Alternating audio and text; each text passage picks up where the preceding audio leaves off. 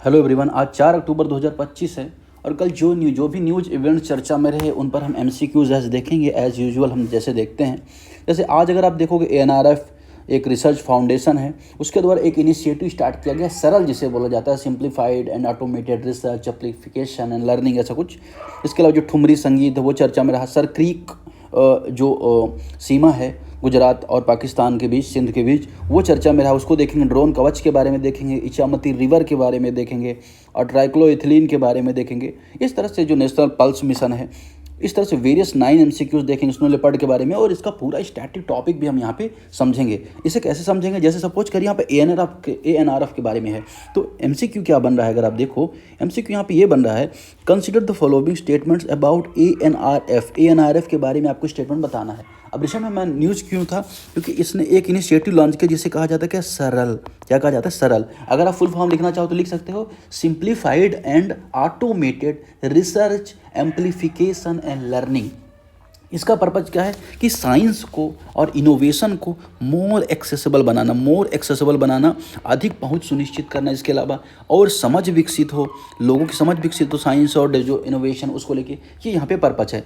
अब स्टेटमेंट क्या यहाँ पे आ रहा है, NRF was established under the NRF act 2023 and function under the department of science and technology. Science and technology विभाग के अंतर्गत काम करता है, 2023 में अधिनियम के द्वारा बनाया गया है। दूसरा, the science and engineering research board SERB has been merge to NRF. तो सर्व एक बोर्ड हुआ करता था, साइंस एंड इंजीनियरिंग बोर्ड जिसे कहा जाता है, उसे मर्ज कर दिया गया है यहाँ पे। तीसरा, एनआरएफ फंडिंग टारगेट 2023 से 28 में क्या है, 50,000 करोड़, ठीक है, with around 70% expected from private sector. अब एनआरएफ जो है ये टारगेट क्या कर रहा है कि जो फंडिंग होगी कितनी होगी, 50,000 करोड़ के आसपास होगी। और दूसरा ये टारगेट किसको कर रहा है, ज़्यादातर इसमें जो हो किससे होगा, ज़्यादातर होगा प्राइवेट सेक्टर से, 70% के आसपास। अब तीनों स्टेटमेंट कौन सही है, तीनों ही स्टेटमेंट यहाँ पे करेक्ट है। सही आंसर क्या हो जाएगा, डी हो जाएगा। अब ये टारगेट भी सही है, अगर आपने देख लिया तो एक स्टेटमेंट ये भी आपको पता चल गया। इसको ब्रॉडर विजन क्या है, देखो एआई है, आर्टिफिशियल इंटेलिजेंस है, साइंस है, इंजीनियरिंग है, इन सब के लिए इनोवेशन के लिए एक बेहतर प्लेटफॉर्म बनाना, इसके बारे में पहल जो है सारी शुरू करना, ये यहाँ पे पर्पज है, ठीक है। और SERB को, science and engineering research board को इसके अंदर मर्ज कर दिया गया, ये भी बात यहाँ पे एकदम करेक्ट है। तो आज इस MCQ से इतना ही यहाँ पे है, क्योंकि अगर आप देखोगे इसमें department of science and tech के बारे में आपको पता है, मिनिस्ट्री साइंस टेक्नोलॉजी के अंतर्गत काम करता है, ठीक है। तो ये सारा आपको ऑलरेडी पता है, और यहाँ पे फंडिंग के बारे में पता चल गया आपको। तो आज इस MCQ में इतना ही। दूसरे MCQ में अगर आप देखोगे ठुमरी संगीत के बारे में, अब ठुमरी संगीत क्यों न्यूज़ में है, आपको पता होना चाहिए कि पंडित छन्नूलाल मिश्रा, कौन, छन्नूलाल मिश्रा, ये क्या है, ठुमरी संगीत से संबंधित है। इन्हें क्या मिला है, पद्म भूषण अवार्ड मिला है, ठीक है ना। अब पद्म भूषण अवार्ड वजह से ये चर्चा में आ गया। अब ठुमरी के बारे में अगर बात करो तो ये कैसा एक तरह का म्यूजिक है, सेमी क्लासिकल वोकल फॉर्म है, ठीक है। हिंदुस्तानी म्यूजिक कहा जाता है इसको, ठीक है। और इसको basically lyrics of Indian classical music भी कहा जाता है। ओरिजिनेट अगर कहाँ पे हुआ तो उत्तर प्रदेश में ओरिजिनेट होता है। उत्तर प्रदेश में 2 घराना इसके लिए फेमस है, लखनऊ घराना, दूसरा बनारस घराना। तो 2 घराने यहाँ पे फेमस है। कब इसका इमरजेंस हुआ, 18वीं सेंचुरी में इसका इमरजेंस हुआ। किसने किया, सादिक अली शाह ने किया। किसने किया, सादिक अली शाह ने किया, ठीक है। ये आपको पता चल गया। अब इसमें भाषा कौन सी बोली जाती है, तो यूपी में आपको पता है कि ज़्यादातर तो ब्रज भाषा, अवधी भी आपने सुनी होगी, और हिंदी डायलैक्ट्स भी बोले जाते हैं, उर्दू संस्कृत के वर्ड भी इसमें यूज किए जाते हैं, ठीक है। ये यहाँ पे इसके बारे में आपने पता चला। अब इसके 2 टाइप है बेसिकली, अगर आप देखोगे, पूर्वी ठुमरी और पंजाबी ठुमरी। पूर्वी ठुमरी के बारे में अगर आप बात करो तो ज़्यादा इमोशनल होती है, ज़्यादा लिरिकल होती है, ठीक है, बनारस घराने से एसोसिएट करती हैं। वहीं अगर आप पंजाबी ठुमरी के बारे में देखोगे तो ज़्यादा एनर्जेटिक होती है, ठीक है, और ये पटियाला घराना से लिंक्ड है। अब इसके मेजर 3 घराने देखने को मिलते हैं। मैंने आपको बताया लखनऊ घराना, बनारस घराना, और एक कौन सा घराना, पटियाला घराना, ठीक है ना, पटियाला पंजाब। तो ये 3 घराने में ठुमरी के देखने को मिलते हैं। स्टेटमेंट क्या कह रहा है कि thumri originated Lucknow and Banaras in 18th century. Statement एकदम करेक्ट है। It themes mainly include love, separation, devotion, often portrait Radhe Krishna episode. अब इसमें मुख्यतः राधा कृष्ण के बीच में प्रेम विरह के बारे में इसमें बताया जाता है। यह बात यहाँ पे आपको बतानी है, ठीक है। तीसरा क्या कह रहा है कि thumri strictly follow the raga grammar with minimal improvisation. तो ठुमरी सख्त राग शास्त्र का पालन करती है, इसमें कम से कम सुधार होता है। देखिए इम्प्रोवाइज तो होता है, बहुत सारा इम्प्रोवाइज होता है, तो जो यहाँ पे बात की जा रही है ना कि इसे बहुत ज़्यादा ठोस इसमें शास्त्र का पालन होता है, इम्प्रोवाइज नहीं किया, तो ये बात यहाँ पे करेक्ट है। तीसरा इनकरेक्ट हो जाएगा, सही आंसर क्या हो जाएगा 1 और 2 इसका करेक्ट आंसर हो जाएगा। क्वेश्चन नंबर 3 देखेंगे सर क्रीक डिस्प्यूट को लेके कि सर क्रीक मामला आखिर है क्या। अगर आपने देखा हो गुजरात का मैप, अगर आपने देखा हो तो गुजरात के मैप पे अगर आप देखो इस तरह से कुछ दिखता है, ठीक है। अब यहाँ पे बहुत ज़्यादा इस तरह मतलब कि एक तरह अगर आप देखो रीजन्स बने हुए हैं, तो यहाँ पर अगर आप देखेंगे सर क्रीक एक विवाद है जो चर्चा में रहा है। मिनिस्ट्री ऑफ डिफेंस कि जो राजनाथ सिंह है उन्होंने स्टेटमेंट दी कि अगर पाकिस्तान कोई एग्रेशन करता है तो उसको परिणाम भुगतने पड़ेंगे। तो स्टेटमेंट क्या बनता है कि सर की is tidal estuary located in between Gujarat and Sindh Pakistan, ये स्टेटमेंट एकदम करेक्ट है। The dispute arise due to different interpretation of 1914 Bombay government resolution applicability of thalweg principle. तो इसको क्या हुआ था 1914 में अगर आप देखोगे तो इसका एक एग्रीमेंट हुआ था। अब ये है क्या, सर क्रीक अगर आप देखो तो 96 किलोमीटर का एक टाइडल एस्चुरी है, ठीक है ना, जो रन ऑफ कच्छ के रीजन में लोकेटेड है गुजरात और जो ये इंडिया का पार्ट है, सिंध पाकिस्तान का पार्ट है, उसके बीच में है, ठीक है। अब ये बह के कहाँ जाता है, अगर आप देखो अरेबियन सी में इसका जो लिंक यहाँ पे आपको देखने को मिलता है, ठीक है।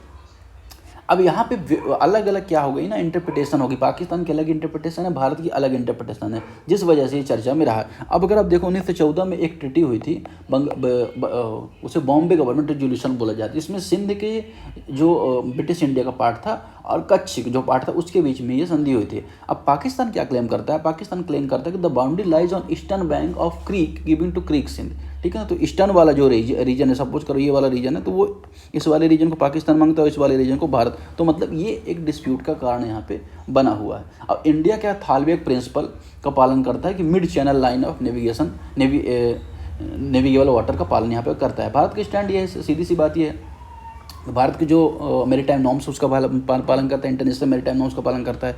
तो यहाँ पर जो पाकिस्तान का दावा है एक तरह से सही नहीं है, और दूसरा यहाँ पे अगर आप देखोगे तो पाकिस्तान ने कुछ एक्टिविटी की थी जिस वजह से यहाँ पे स्टेटमेंट आया था। तो इसका सही आंसर क्या हो जाएगा, सही आंसर क्या हो जाएगा 1 और 2 इसका करेक्ट आंसर हो जाएगा, ठीक है।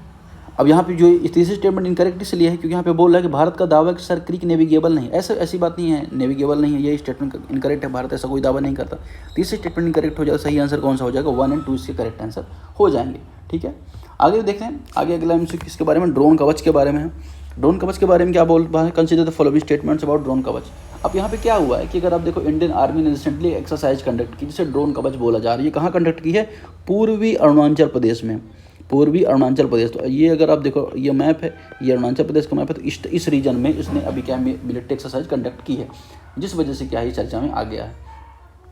अब अगर आप देखो तो इसका संचालन किसने किया, इसको ऑपरेट किसने किया, तो जो ईस्टर्न कमांड थी भारत ने इसको ऑपरेट किया। 4 दिन की एक्सरसाइज थी, है ना, जहाँ पे अगले जो हमारी ड्रोन है, न्यू टेक्नोलॉजीज़ हैं, है ना, इसको पूरा प्रैक्टिस करने का प्रयास यहाँ पे किया था। तो यहाँ पे ये युद्धाभ्यास चर्चा में था। It was conducted by the spear corps in the Indian army and eastern command Arunachal Pradesh, eastern command द्वारा यहाँ पे आयोजित होता है, सही स्टेटमेंट है। The exercise focused on drone warfare readiness include target acquisition counter drone measures. यह ड्रोन जो युद्ध के तहत इसको फोकस करता है ना, काउंटर ड्रोन तकनीकी, क्योंकि कहीं ना कहीं चाइना और भारत के बीच में जो बाउंड्रीज है अरुणाचल प्रदेश को लेकर चाइना 5 फिंगर क्लेम करता है। 5 फिंगर में चाइना कहता है कि लद्दाख भी उसका है, नेपाल भी उसका है, भूटान भी उसका है, सिक्किम भी उसका, अरुणाचल प्रदेश। तो 5 फिंगर में ये प्रिंसिपल वो देता है, तो कहीं ना कहीं वो आगे क्लेम कर, इस वजह से हमने यहाँ पे मिलिट्री एक्सरसाइज होती रहती है। तीसरा, the exercise was limited only in the Indian army, did not involve any paramilitary force. यहाँ पे किसी पैरामिलिट्री फोर्स को इन्वॉल्व नहीं किया गया, सिर्फ इंडियन आर्मी के बीच किया गया। अब ऐसा हो सकता है, ऐसा बिल्कुल नहीं हो सकता, ठीक है। तीसरे स्टेटमेंट यहाँ पे इनकरेक्ट है, ठीक है। यहाँ पे जो किसने ITBP Indo Tibet border police ने यहाँ पे पार्टिसिपेट किया है। आई थिंक इसको 1835 के आसपास इस्टेब्लिश किया गया, तो सबसे पुरानी पैरामिलिट्री मानी जाती है, ठीक है ना। तो यहाँ पे सही आंसर क्या हो जाएगा 1 और 2 इसका यहाँ पे करेक्ट आंसर हो जाएगा। अब क्वेश्चन नंबर 5 देखेंगे इचामती रिवर के बारे में। अब इचामती क्यों चर्चा में, क्योंकि भारत और बांग्लादेश का बाउंड्री, अगर आपको पता हो, ये चलिए भारत का मैप, तो भारत और बांग्लादेश के यहाँ पे बाउंड्री है। तो इचामती रिवर में क्या हुआ है, दुर्गा पूजन का विसर्जन शुरू हुआ है, जिस वजह से यहाँ पे भी सिक्योरिटी मेजरमेंट टाइट हो गए हैं, जिस वजह से न्यूज़ में था। अब इसके बारे में इसकी लोकेशन इंपॉर्टेंट हो जाती है, तो मैंने आपको बता ही दिया है, भारत बांग्लादेश के बॉर्डर में। तो MCQ आपको आसान लगेगा अभी statement. It is the trans boundary rivers flowing through the India and Bangladesh. Bharat Bangladesh के बहने वाली एक सीमा पारी नदी है, स्टेटमेंट करेक्ट है। It originated at bifurcation of the Mathabhanga river in West Bengal. यह माथाभंगा रिवर के में बाइफर्केट होकर निकलती है। एक मतलब कि उसकी क्या है, ट्रिब्यूटरी, जैसे मान के चलिए एक रिवर बह रही है उससे अलग होकर निकलने लगे, तो एक तरह से ये यहाँ पे बोलना चाह रहा है। तीसरा, it flows through the district of Nadia north 24 Pargana before inter Bangladesh. ये बांग्लादेश पहुँचने से पहले नादिया और 24 परगना जिले से होकर बांग्लादेश में प्रवेश करती है। इन दोनों के बारे में आपको यहाँ पे स्टेटमेंट बताना है कौन सा करेक्ट है कौन सा इनकरेक्ट है, ठीक है। अब अगर आप यहाँ पे देखें तो जो पहला स्टेटमेंट एकदम यहाँ पे करेक्ट है, ठीक है, पहला स्टेटमेंट यहाँ पे एकदम करेक्ट है, ये ट्रांसबाउंडिंग काम करती है। दूसरा, ये किससे रिवर है, ये पद्मा जो रिवर है अगर आप देखेंगे तो गंगा रिवर का ही नाम क्या हो जाता है, पद्मा हो जाता है बांग्लादेश में जाके, ठीक है। तो ये माथा गंगा पद्मा से निकलती है और इसका एकदम अगर आप देखो पद्मा की एक वितरिका है बेसिकली जो उससे अलग होती है। इसका उद्गम पश्चिम बंगाल के नादिया जिले में होता है, महाजदिया करके गांव है वहाँ पे इसका होता है, और ये पश्चिम बंगाल के नादिया में तो बहती है, 24 परगना में बहती है। तो दूसरे स्टेटमेंट भी यहाँ पे इसका करेक्ट हो जाता है। तीसरे स्टेटमेंट भी यहाँ पे इसका करेक्ट हो जाता है, क्योंकि मैंने बताया कि ये माता गंगा रिवर है ना, सो अब बाइफरकेट होती है, यह भी बात यहाँ पे करेक्ट है, ठीक। इसके अलावा और कुछ इसमें चर्चा में रहा, इसमें गाद बहुत ज़्यादा जमती है, इससे बाढ़ का भी कारण आ जाता है कभी कभी वर्षा ऋतु में, तो ये चर्चा में रहती है। तो इस वजह से यहाँ पे न्यूज़ में था, हमने यहाँ पर देख लिया। इसका लोकेशन अगर आपको पता है तो आप आसानी से कर लेंगे। सही आंसर कौन सा हो जाएगा, 1 2 3 ओनली। नेक्स्ट क्वेश्चन देखेंगे यहाँ पे, consider the following statements about the trichloroethylene. Trichloroethylene के बारे में आपके स्टेटमेंट बताना है। टीसी जो volatile colourless man made chemical primarily use as a solvent and is refrigerant production. तो टीसी एक रंगीन उड़नशील मानव निर्मित रासायनिक पदार्थ है जो मुख्य रूप से सॉल्वेंट रेफ्रिजरेशन बनाने में प्रयोग होता है। भैया बात एकदम यहाँ पे करेक्ट है।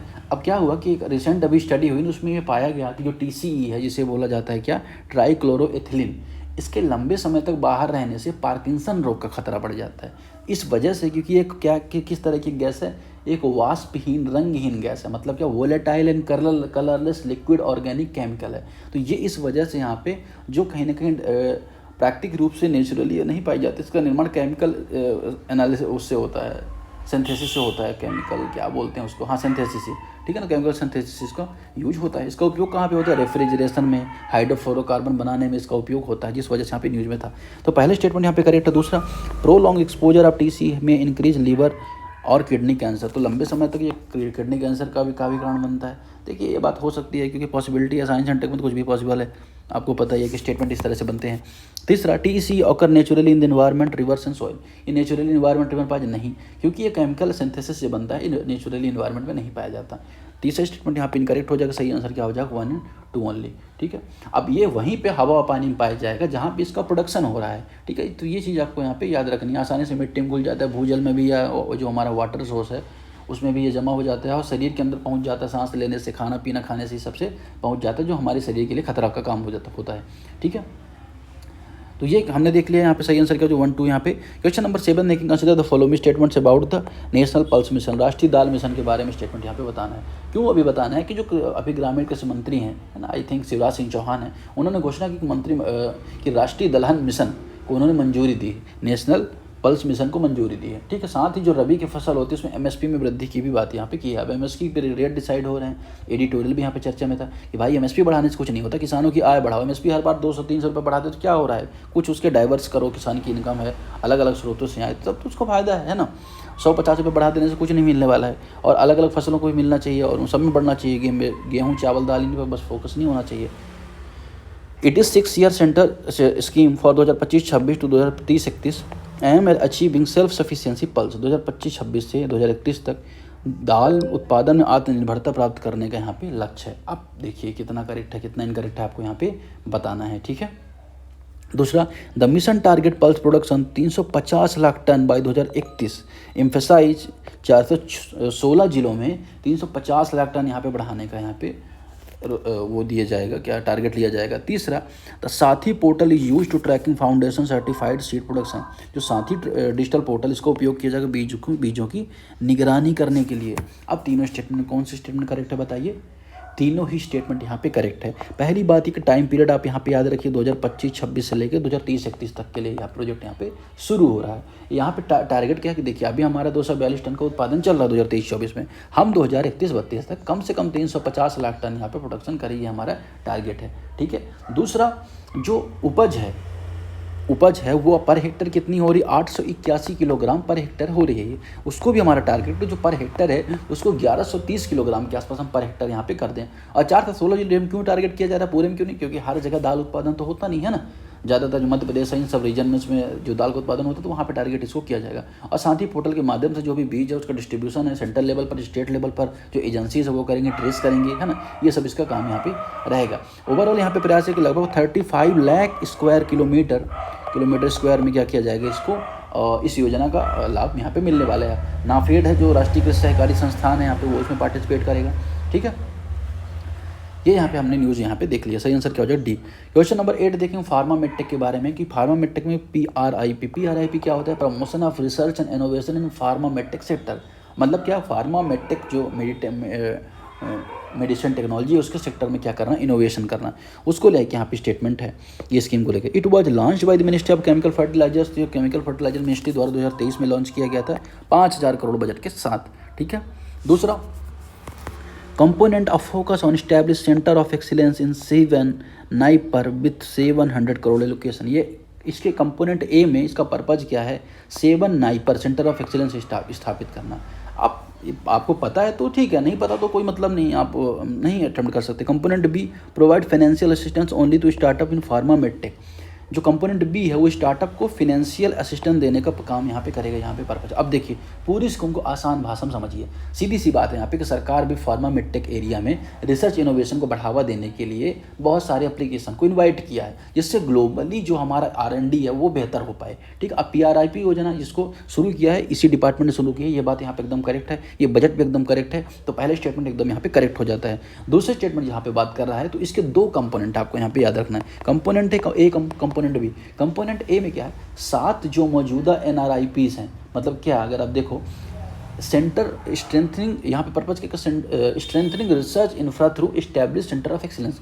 तो जो इंफ्रा है हमारा उसको सेंटर ऑफ एक्सीलेंस बहुत सारे बनाना, जिससे हमारा इंफ्रा और बेहतर हो पाए। इसके अलावा जो 7 एग्जिस्टिंग नेशनल इंस्टीट्यूट है ना, उनको भी और बेहतर करना। और इसमें क्या किया, 700 करोड़ रुपए इसके लिए यहाँ पे बजट यहाँ पे एलोकेट किया गया है प्री आइडेंटिफाइड एरिया से। फिर कंपोनेंट बी में क्या किया गया, कंपोनेंट बी का पर्पज ये है कि प्रमोट करना R&D को फार्मास्यूटिकल सेक्टर में, इंकरेज करना रिसर्च को।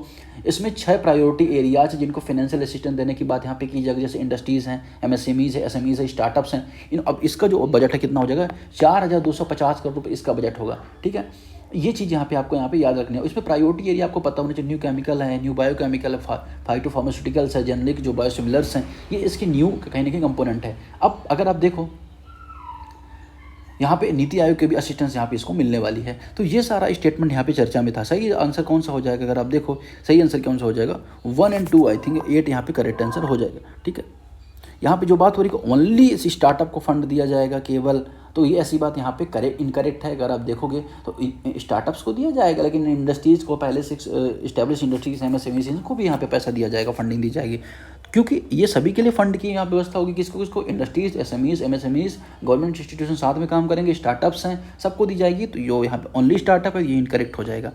क्वेश्चन नंबर 9 देखें, consider the following statements about snow leopard. Snow leopard बहुत ही प्यारा जानवर है, आपको पता है। अब इसका क्या है, चर्चा में क्यों था कि जो NCF है, नेचर कंजर्वेशन के फाउंडेशन, उसके सहयोग से जो अभी हिमाचल प्रदेश में 83 जो स्नो लेपर्ड हैं उनको दर्ज किया गया, मतलब 83 हो गए हैं जो 2021 में इनकी आमद थे, तो कहीं ना कहीं संख्या बढ़ी है। अब स्नो लेपर्ड के बारे में सबसे पहले जान लो, एक तो लद्दाख का, दूसरा हिमाचल प्रदेश का स्टेट एनिमल है, ये बात आपको पता होनी चाहिए। 12 देशों में पाया जाता है, ये बात आपको पता होनी चाहिए, जिसमें अफगानिस्तान, भूटान, चीन, Bharat, Kazakhstan, Kyrgyzstan, Mongolia, Nepal, Pakistan, रूस, तजाकिस्तान, उज्बेकिस्तान, इतने सारे रीजन्स में ये पाया जाता है। बेसिकली क्या, इंडियन सब कॉन्टिनेंट रीजन में आपको पाया जाएगा। कजाकिस्तान, किर्गिस्तान को ले लीजिए और मंगोलिया, चीन को ले लीजिए, ठीक है, रूस को भी ले लीजिए, तो एशियाई रीजन में आपको ज़्यादातर देखने को मिलेगा। अब इसमें अगर आप देखो तो ऐसा माना जाता है कि भारत में अगर देखो तो 500 से 700 के आसपास स्नो लेपर्ड हैं जो हिमालयन ट्रांस हिमालय रीजन में पाए जाते हैं। अब ये लद्दाख में जो खेल उत्सव हुए थे उसका ये क्या था, शुभांकर था, आई थिंक उसको मस्कट था, मस्कट भी इसको बोला जाता है। ठीक है, अब IUCN में से क्या, वल्नरेबल कैटेगरी में, सुभेद्य कैटेगरी में से IUCN में रखा गया है। अब और तो कुछ इसमें क्या एग्जाम रिलेटेड क्वेश्चन इसमें और नहीं बनेंगे, ठीक है, ये बात आपको यहाँ पे पता होनी चाहिए। अब स्टेटमेंट देख लेते हैं कि snow leopard declare state animal, ये मैंने आपको बता ही दिया, तो स्टेटमेंट करेक्ट हो जाता है। वल्नरेबल है, 12 देशों में पाया जाता है, यह भी करेक्ट है, मैंने आपको बताया। Snow leopard can roar like tiger but are smaller in size. Snow leopard बाघ की तरह तो दहाड़ सकता है लेकिन छोटा होता है टाइगर से, ये बात यहाँ पे इनकरेक्ट है, ये बात यहाँ पे इनकरेक्ट है। अगर देखो इसकी साइज भी अच्छी होती है, दहाड़ भी सकता है, और इसकी साइज अगर आप देखोगे ना तो लगभग अगर 90 से 115 सेंटीमीटर के आसपास, 55 किलो के आसपास इसकी वजन होती है। ठीक है, तो ये चीज़ आपको यहाँ पे याद रखना है। सॉरी, यहाँ पे एक चीज़ मैंने यहाँ पे नहीं बोला, ये दहाड़ नहीं सकते, सॉरी, ये रोअर नहीं कर सकते, स्नोबर्ड कांट रोअर, ये दहाड़ते नहीं, ये चीज़ आपको यहाँ पे याद रखनी है। तो स्टेटमेंट यहाँ पे 3 करेक्ट हो जाएगा, सही आंसर क्या हो जाएगा 1 और 2 इसका करेक्ट आंसर हो जाएगा। तो आज का डिस्कशन फिलहाल इतना ही, कैसा लगा आपको जरूर बताएं और दोस्तों से शेयर करें जिससे ज़्यादा से ज़्यादा लोगों तक पहुँचे वीडियोस है ना। और आप सबकी क्या है कि अगर आप 200 शेयर करेंगे तो उन तक जाएगा तो कॉम्पिटेटिव एनवायरनमेंट बनेगा। मैगजीन भी आप हमारी वेबसाइट में जाकर डाउनलोड कर सकते हो, सॉरी टेलीग्राम चैनल में